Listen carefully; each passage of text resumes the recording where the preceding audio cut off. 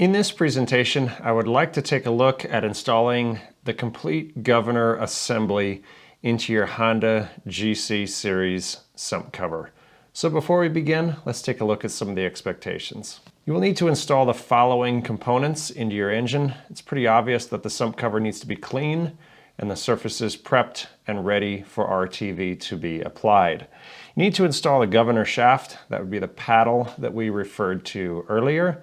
There's also a flat washer included with it that needs to be installed on the inside of the engine. There's also a hairpin and a governor weight assembly, which is plastic. I also call that the oil slinger, and it's held in by one bolt. When that installation is complete, be sure to get an instructor signature on your progress. Let's take a look at the engine. So to begin, I'm going to go ahead and remove that little hairpin. Make sure that flat washer is installed.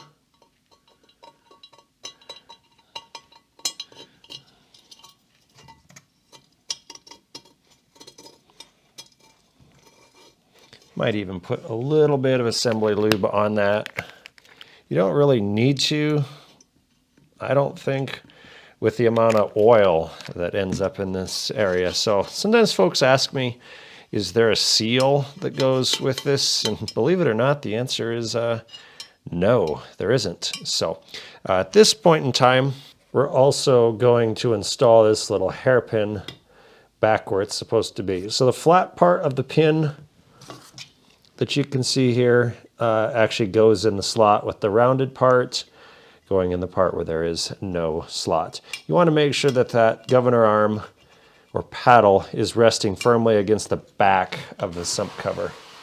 Next up, go ahead and install the weight assembly. I just use my finger to help hold that up. It's probably easier if you do it flat on the table.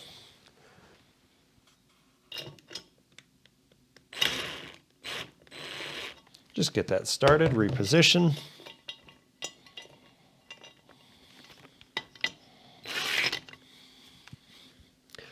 There we are. Just give it one or two ugga-duggas. Go ahead and install your oil dipstick tube, or just the dipstick in this case, at this time. This has been a look at how to install the governor assembly into your Honda GC series engine sump cover.